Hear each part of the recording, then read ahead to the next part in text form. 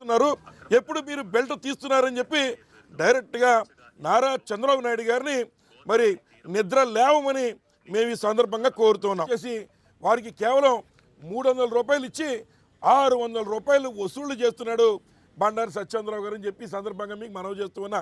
600 మరి చంద్రబాబు నాయుడు గారేమో ఎవరైనా నాయకులు వీటిలో ఉంటే వారి సంగతి తేల్చేస్తానని చెప్తున్నాడు. ఇక్కడ మరి వారి యొక్క అనుయాయులు చేసేటువంటి కార్యక్రమాలు ఇవాళ డైరెక్ట్గా స్థానికంగా ఉన్నటువంటి లేబర్ చేసుకునే పని దగ్గర కూడా 600 రూపాయల నుంచి 1000 రూపాయలు ప్రతిరోజు కూడా వసూలు చేసి మరి ఒక రోజుకి ఒక్క జొన్నాడ రీచ్లోనే సుమారు 1000 ట్రాక్టర్లు వెళ్తూ ఉన్నాయి. తప్పులేదు, ట్రాక్టర్ వాళ్ళు బాగుండాలి, వారు అమ్ముకోవడంలో తప్పులేదు, కానీ వారి దగ్గర కూడా బలవంతంగా మరి 600 రూపాయలు వసూలు చేస్తూ ఉన్నారు. అలాగే మరి ఎవరైతే కొంతమంది ఈ ఉన్నటువంటి ఎవరైతే లేబర్ ఉన్నారో వారి యొక్క శ్రమ దోపిడీ మరి బండారు సత్యేంద్రరావు గారు చేస్తున్నారు. ఒక రోజుకి ఒక 1000 ట్రాక్టర్లు ఇక్కడి నుంచి మరి వెళ్తున్నప్పుడు అంటే ఇంటూ 600 రూపాయలు లెక్కేస్తుంటే అది సుమారు 6-7 లక్షల రూపాయలు ఒక రోజుకి మరి బండారు సత్యేంద్రరావు గారు తీసుకుంటున్నారు.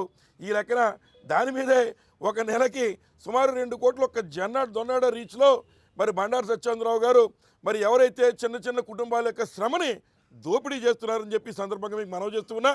మరి ఈ రకంగా మీరు దోపిడీ ఆపకపోతే తప్పనిసరిగా మరి మేము కూడా వైఎస్ఆర్ కాంగ్రెస్ పార్టీ నుంచి మేము కూడా అవసరమైతే అక్కడ పెట్టి మరి అవసరమైతే కేవలం లేబర్కి ఇచ్చేటువంటి డబ్బు ఇచ్చి మీరు అవసరమైతే తోలికెళ్ళని విధంగా ర్యాంపులు కూడా ఓపెన్ చేసే కార్యక్రమం చేయాల్సి వస్తుందని మనవి చేస్తూ ఉన్నాం. ఈ రోజున వైసీపీ నాయకులు ప్రతి దానికి తగుదురమ్మ అంటూ లేనిపోని తప్పుడు ఆరోపణలు చేస్తూ ఎన్డీఏ కూటమి నేతల మీద నా మీద లేనిపోని దిగజారుడు ప్రచారాలు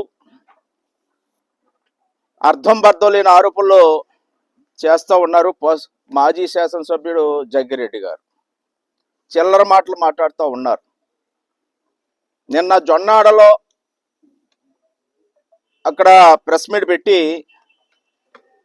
జొన్నాడ ర్యాంపులో ఉచిత ఇసుక పేరుతో దోపిడీ జరుగుతుంది, అన్నదమ్ములు ఎన్డీఏ కూటమి తరపున దోచుకుంటున్నారని మాట్లాడటం జరిగింది.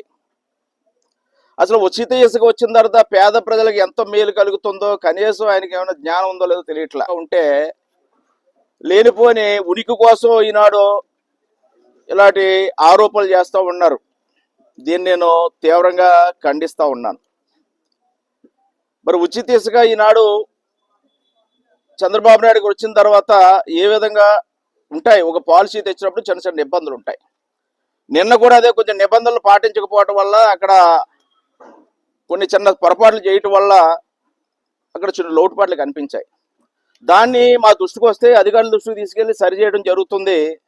దాన్ని అడ్డం పెట్టుకుని ఏదో బురద జల్లటమే కార్యక్రమం కింద ఇక్కడ అవినీతి గురించి మాట్లాడాలంటే మరి జగ్గిరెడ్డి గారు అవినీతి గురించి నేను సరిపోను, ఆయనకి నేను సాటి రాను. ఎందుకంటే అవినీతిలో ఆయన స్కాలర్, ఒక పిహెచ్డి చేశారనుకోవాలి. ఎందుకంటే కొత్తపేట నియోజకవర్గంలో ఏ కార్యక్రమంలో ఏదో అవినీతి జరిగినా ఆయన అధ్యుడు.